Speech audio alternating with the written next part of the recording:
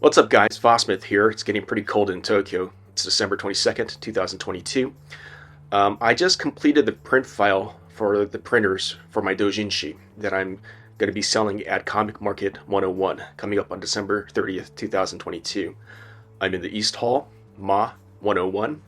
Please come by and visit and buy something if you're so inclined.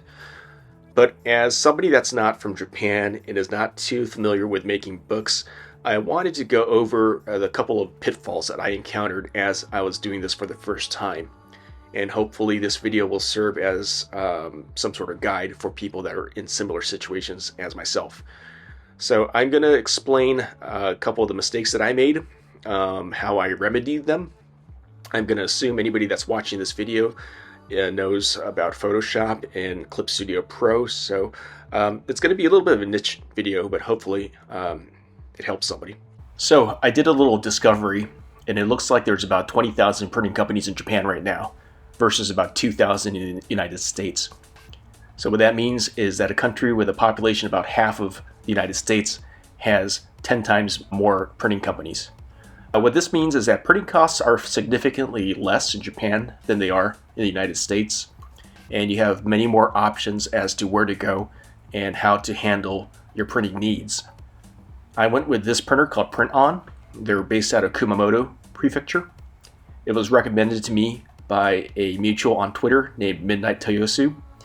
He does Gundam mobile suit illustrations, and he's sold and made quite a few dojinshi himself, so he knows what he's doing. The first thing you're going to want to be aware of is the deadlines for printing. Under normal circumstances, they need about 8 business days, but whenever there's a huge event like Comiket coming up, the deadlines are set in stone and there's associated costs involved if you're late. On the flip side, if you're early, if you're able to submit your work really early, you could get anywhere from a 10 to 30% discount, which is pretty significant if you're printing at scale. So once you've created your account and you've signed in, the first thing you're going to want to do is to select the printing set that you want to create. As you may or may not know, dojinshi are usually colored covers with black and white insides, and usually it's a comic book. This time I'm not doing a comic except for one page. I have 20 pages of illustrations and they're fully colored, so I went with this RGB full color set. The good thing about Print On is that they have offset printing for any number of copies that you want to make.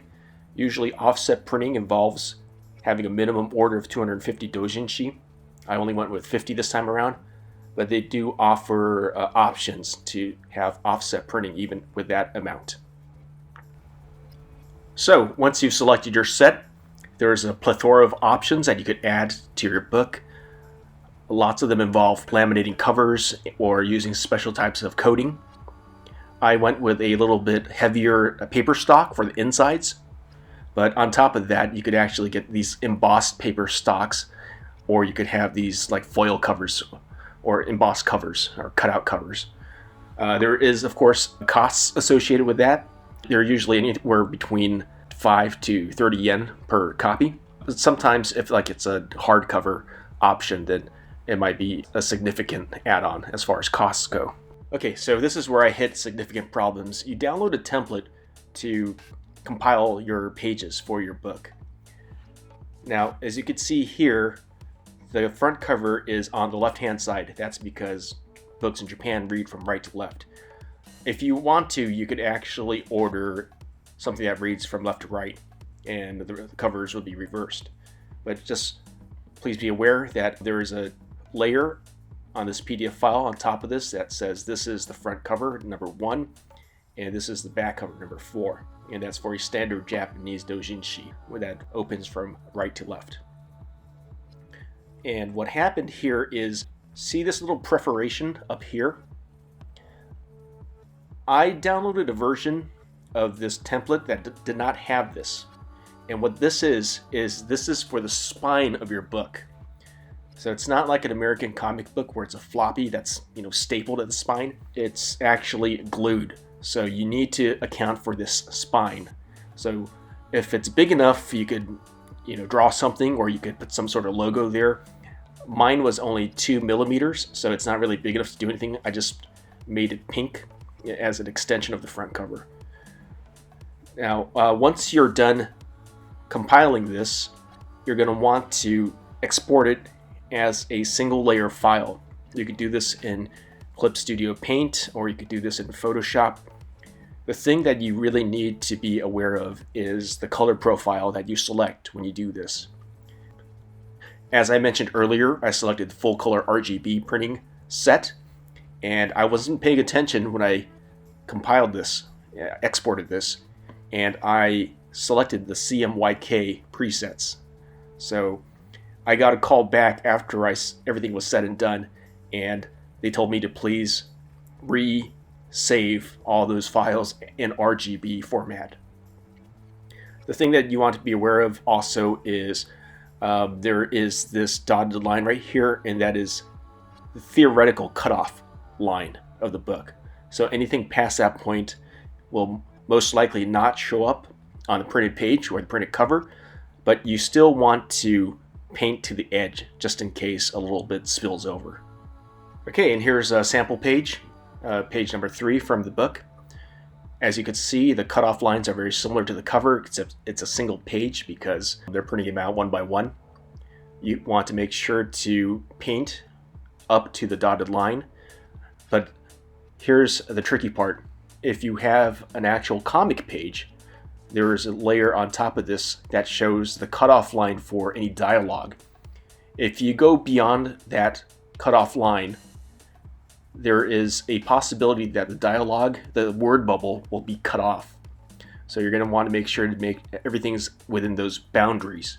Digital offset printing is a little bit less accurate as far as setting goes on the printed page. So you might have a situation where you didn't mean something for some dialogue bubble to be cut off, but it essentially is.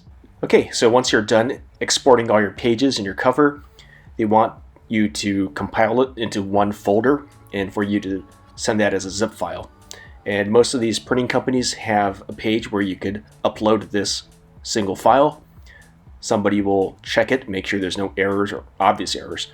And once that's done, they'll start printing it. And in the case for something like Comiket, there's an option to have it delivered directly to the convention hall. And usually that comes at no extra cost. So that's always very handy. I selected that option. The only drawback that I could see is that you might not be able to catch any errors that might have happened during printing. So if you're very, very anal retentive about that kind of stuff, then you might want to have the copy sent to your house first before you actually take it to the convention center. But big places like this with lots of experience usually don't do that, so there isn't that much of a risk involved. Alright guys, those 3 main things are the pitfalls that I encountered when I was making the print file to send off to the printing company. Hopefully, if you're in a similar situation as myself, this helped somehow. I think the biggest thing to do is to really just put out your work and find like-minded people. Doujin does mean like-minded. She is, a periodical.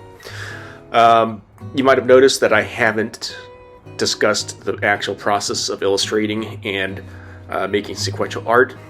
The reason is because, to be blunt, I'm average when it comes to both of those things, and I'm not that good a teacher. So if you do want to find people that are teaching how to draw stuff on YouTube, Saito Naya is a good source. So is King Deep Blizzard. So with that being said, Merry Christmas, have a Happy New Year, and please be safe. Peace.